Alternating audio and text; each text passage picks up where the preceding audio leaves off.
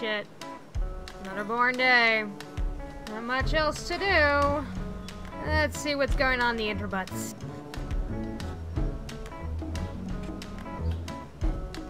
Wait, what the hell? What in corpse Jesus? Wait! It's Silencedrowns! Maybe it's about JoJo!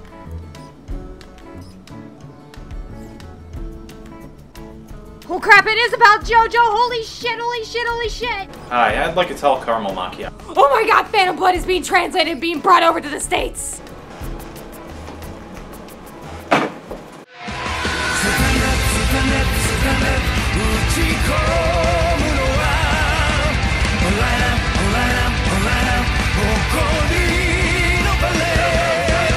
Holy crap, it has been a very exciting year for the English fandom of JoJo's Bizarre Adventure. Wow, it has literally been our year. So what is JoJo's Bizarre Adventure? JoJo's Bizarre Adventure is a long-running manga series. It's been around since 1987, written by Hirohiko Araki, that depicts the adventures of the Joestar bloodline. Bizarre adventures.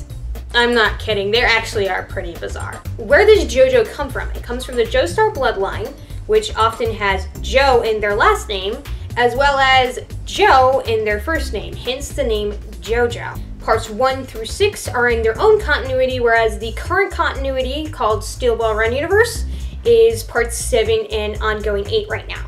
Yes, this thing has been divided into 8 parts. It is long. So that's kind of the gist of what JoJo's Bizarre Adventure is. So how come we in America are starting to find out about it now?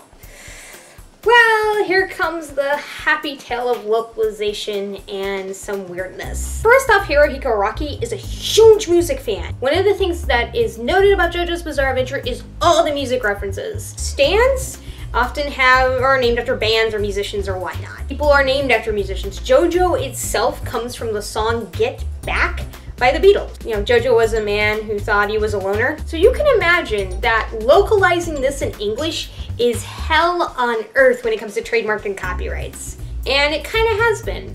Viz Media around, I think, 2005 released one of the parts of the manga, which was Stardust Crusaders, which is part 3. And there was some issues. The main issue was with a lot of the musical references. They had to, you know, get permission to change a lot of them because they weren't able to obtain basically the trademark or the copyright for it. This is basically, to kind of simplify things, this is kind of like how the Daria DVD doesn't have a lot of the music from the show because MTV was basically free to license anything, and then once they put it on DVD, well, it wasn't airing on MTV. They had the free license to all this music. So that's basically the same kind of thing going on. They didn't really have license to reference these things. So that kind of fell to the wayside. It didn't get completed.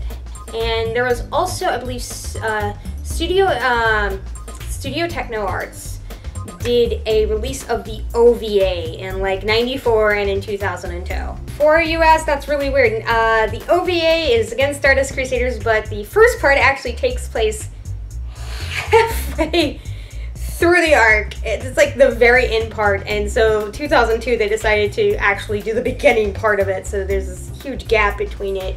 And it's not really the best thing to get into, like, you know, if that was coming over, you're in the middle of the goddamn story.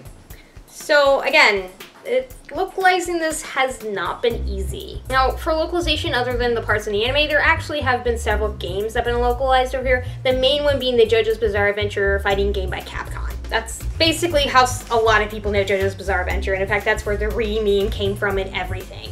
So yeah, there's kind of that known thing of JoJo.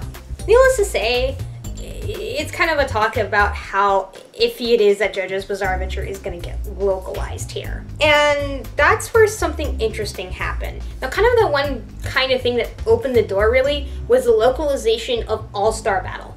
JoJo's Bizarre Adventure All-Star Battle was the PS3 fighting game that was announced for the 25th anniversary. It was a celebration, and it contained characters from parts 1 through 8.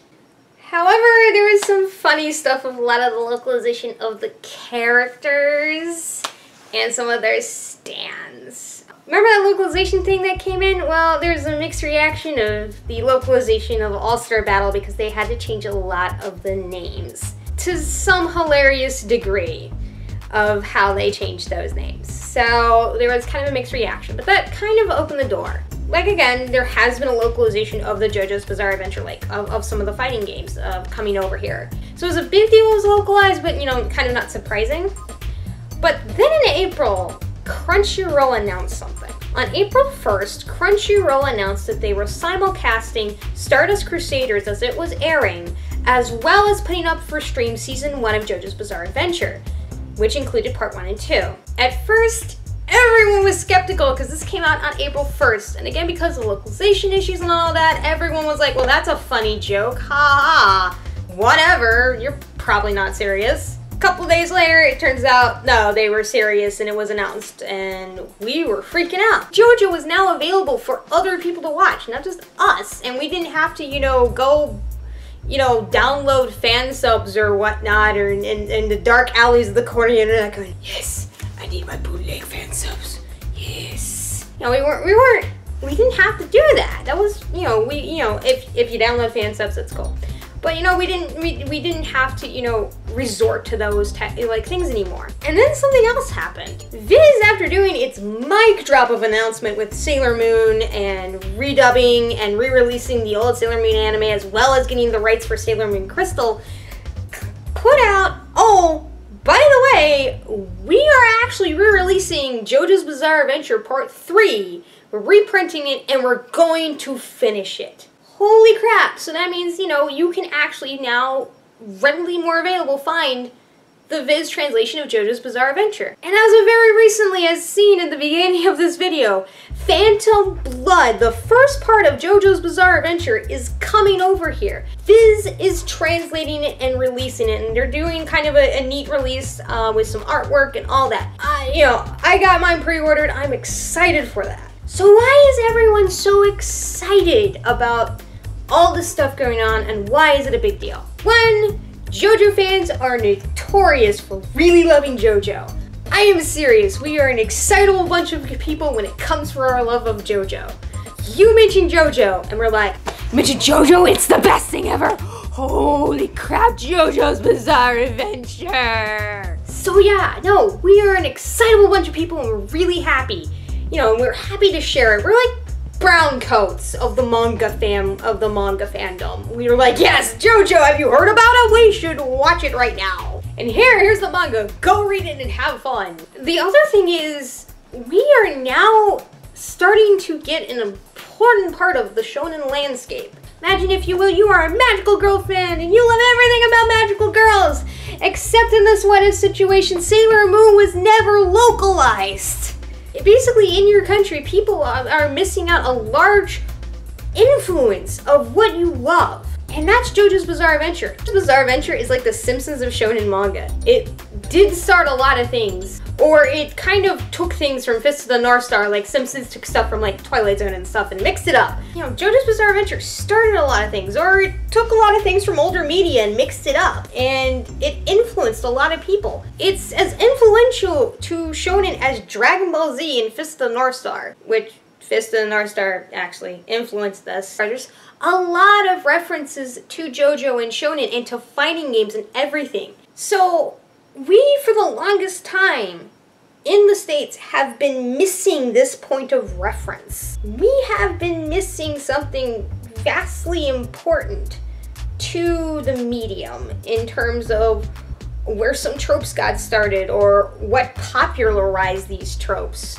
So that's what really makes it exciting, is that we get to see that finally and get to fill in the blank of an influence that we really haven't been able to see so far. So, JoJo. I'm still doing toku, but JoJo's kind of a thing that I can do. So yes, join me next month, hopefully, as I talk about JoJo's Bizarre Adventure. I'm gonna go through parts 1 through 8. I'm gonna try not to spoil a lot of things, but hopefully that will be a good introduction into JoJo's Bizarre Adventure for you.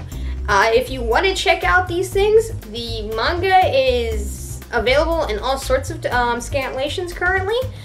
Viz Media has part 3 currently running. And again, Crunchyroll has the anime up. It has season 1, which has parts 1 and 2 of JoJo's Bizarre Adventure, as well as the current season, which is Stardust Crusaders. So yes, that is it for why is this a huge thing about JoJo. I will see you guys next time.